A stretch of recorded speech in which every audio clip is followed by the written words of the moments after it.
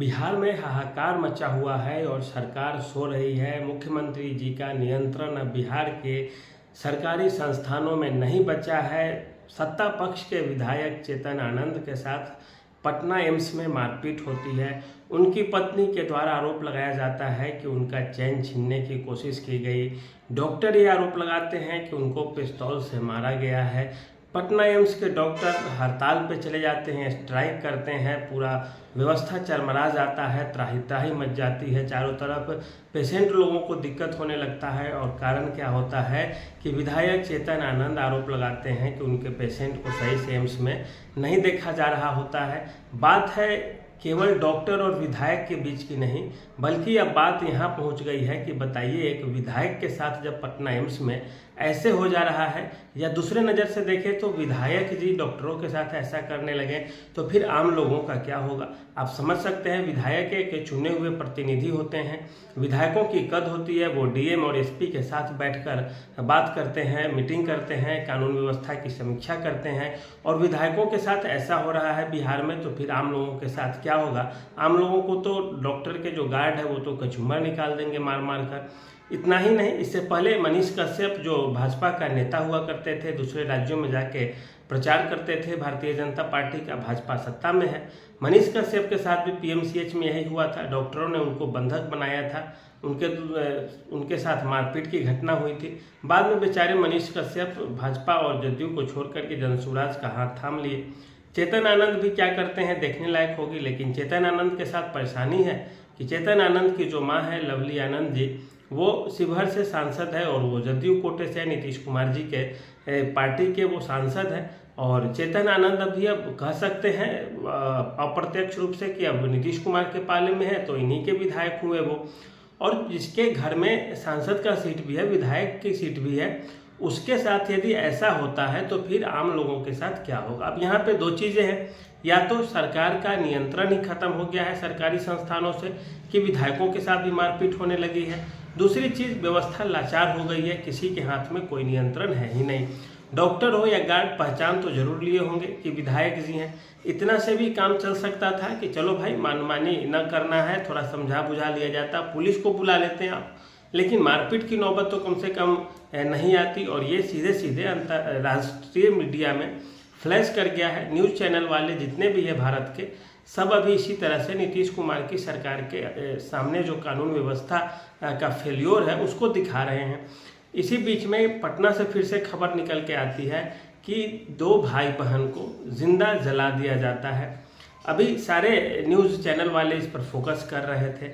अभी एक के बाद एक कानून व्यवस्था का बड़ा से बड़ा फेल्योर नीतीश कुमार की सरकार का सामने रखा जा रहा है। भाई बहन थे, स्कूल जाते थे, स्कूल से आए, दोनों सो रहे थे। कुछ अपराधी किस्म के लोग घर में घुसते हैं, सबसे पहले हत्या कर देते हैं, उसके बाद पेट्रोल डालकर जला देते हैं। अभी हम एबीपी न्यूज़ देख रहे थे, एबीपी न्यूज़ पे इस तरह से इस चीज़ को दिखाया जा रहा था कि आप दोनों दांत के बीच में अपनी उंगली दबा करके पूरी की पूरी खबर देखते और सुनते रह जाएंगे। घर वालों के बीच मातम फैला है, कोई जिम्मेदारी लेने को तैयार नहीं दिख रहा है। एफएसएल की टीम आएगी, डॉग स्क्वाड आएगा, जैसा हर घटना में पुलिस का बयान आता है कि अब ये कर रहे हैं, वो कर रहे हैं। और जो दोषी है वहाँ तक पुलिस अब तक न पहुँच पाई है। कहा जा रहा है कि उस बेचारे जो पीड़ित है उनके घर के आसपास शराबियों का अड्डा जमा रहता है। स्मैकर्स होते हैं जो बड़ा नशा करते हैं, ड्रग्स वगैरह जैसा नशा करते हैं और दिन भर मातम में डूबे रहते हैं अपना, उन लोगों के द्वारा ही ये घटनाएं की गई होगी। सबसे बड़ी बात है कि ऐसे लोग यदि हैं तो वो खुलेआम कैसे घूमते हैं, और राज्य में जहां शराबबंदी है वहां इस तरह से शराबी कैसे जमा होते हैं। अगर कोई इलाका खास है इस तरह का, तो फिर उन इलाकों में पुलिस की दबिश क्यों नहीं रहती है।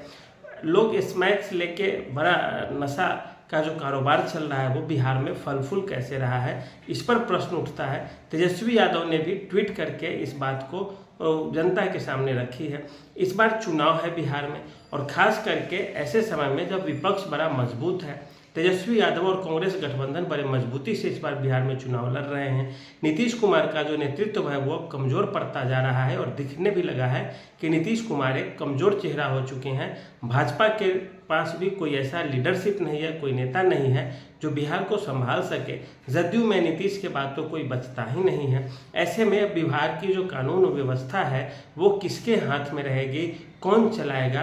क्या केवल प्रशासन के अधिकारियों के ऊपर छोड़ दिया जाए? राजनीतिक प्रभाव जो है खत्म हो गया है। राजनीतिक नेतृत्व के पास क्या किसी तरह की अब शक्ति बची ही नहीं है जिससे कि जनता के अंदर विश्वास हो।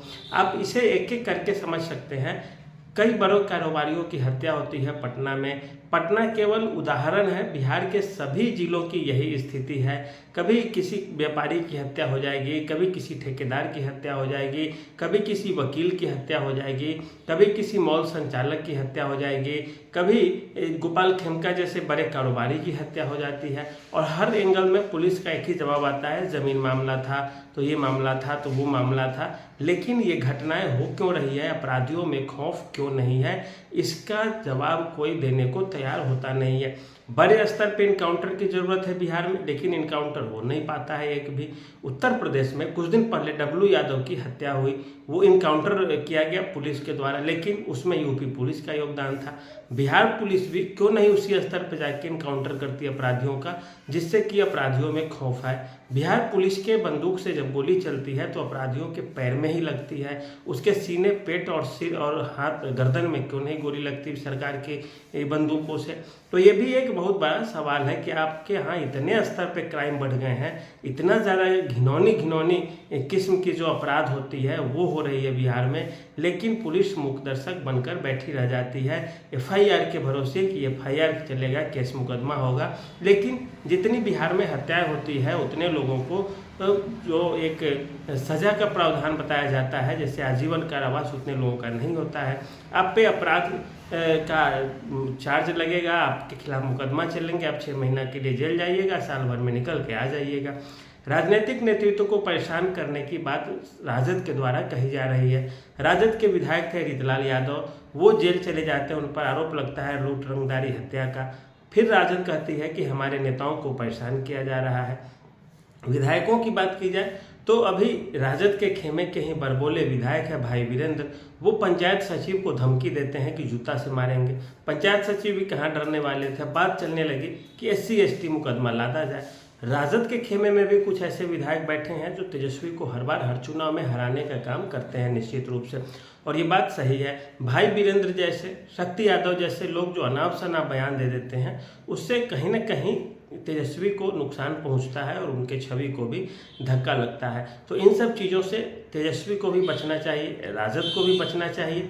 चुनावी वर्ष है, जदयू में अगर नीतीश कुमार से नहीं संभल रहा है चीज़ें, तो अब नीतीश कुमार को कोई अच्छा चेहरा सामने लाना चाहिए और कहना चाहिए कि अब ये नियंत्रण स्थापित करे जदयू के ऊपर, भाजपा के ऊपर। लेकिन ऐसा कोई चेहरा दिख नहीं रहा है। चुनाव से ठीक पहले प्रशांत किशोर तीसरा मोर्चा खोल दिए हैं। अब अगर ऐसी हालात रही तो निस्संदेह नीतीश और भाजपा का जो भी वोट बैंक है वो सीधे सीधे प्रशांत किशोर की ओर शिफ्ट होता हुआ आपको दिखाई देगा। अभी तो थोड़ा बहुत दिख ही रहा है, लेकिन आने वाले समय में इसकी संख्या और ज़्यादा प्रतिशत के स्तर पे बढ़ते हुए दिखाई देगी, जहां पर तेजस्वी और प्रशांत किशोर के बीच लड़ाई दिखेगी। नीतीश कुमार और भाजपा वाले बाहर का रास्ता देखेंगे और इनके ऊपर अब जनता का न तो विश्वास बचेगा और न ही जनता इनके साथ खड़ा होते हुए दिखेगी। पटना में जलाकर भाई बहन की हत्या कर दी जाती है, वो बेचारे क्या गलती किए रहे होंगे? उसके माता पिता भी मिडिल क्लास हैं, माता गार्ड का काम करती है एम्स में और उसके बाद पिता चुनाव आयोग में छोटी मोटी नौकरी करते हैं। तो इस तरह से बच्चों से कोई भड़ास निकाल रहा है तो निस्संदेह ये बिहार के लिए बड़े शर्म की चीज़ है और इससे ज़्यादा कुछ हो ही नहीं सकता। अपराध और भ्रष्टाचार के मामले उसी तरह से है। समस्तीपुर में पुतुल कुमारी घूस लेते हुए पकड़ी जाती है, मोतिहारी में भी एक महिला दरोगा यही करते हुए पकड़ी जाती है। कई जिलों में इसी तरह की घटनाएं होती है, कहीं के भू अर्जन अधिकारी घूस लेते हुए पकड़े जाते हैं, कहीं के CO पर आरोप लग जाता है, कहीं के कर्मचारियों पर लगता है, पकड़े भी जाते हैं। लेकिन बिहार में सबसे बड़ी बात है कि कार्रवाई नहीं होती। जो लोग घूसखोरी करते हैं उनको जब पकड़ लिया जाता है विजिलेंस के द्वारा, तो क्यों ना उनको चयन मुक्त करने का सर्टिफिकेट सरकार दे देती है।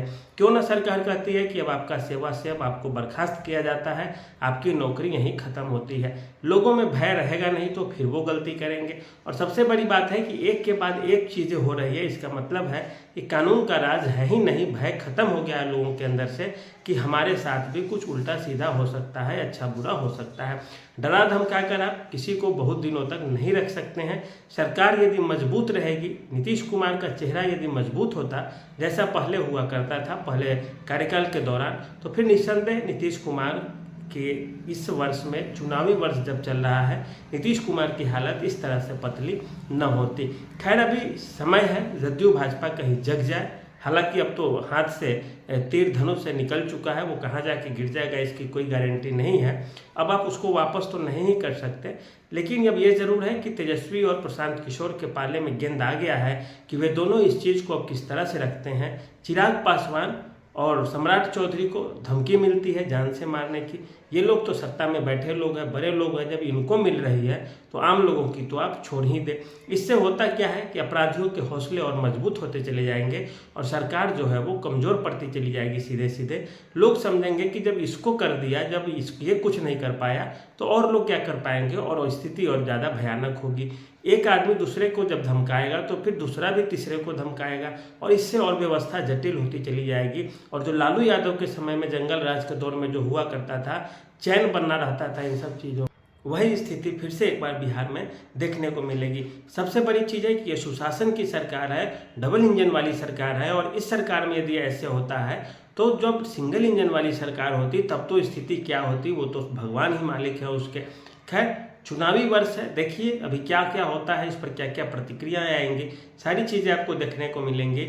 यहाँ पर मौका प्रशांत किशोर और तेजस्वी के पास सबसे ज़्यादा है। चिराग पासवान घुट घुट के बेचारे उसी गठबंधन में रह जाएंगे। तमाम तरह के समीकरण बनेंगे बिगड़ेंगे, लेकिन ये कानून व्यवस्था के खिलाफ जो उपजा असंतोष है उससे लड़ने की हिमाकत भला कौन जुटा पाएगा, ये देखने लायक होगी।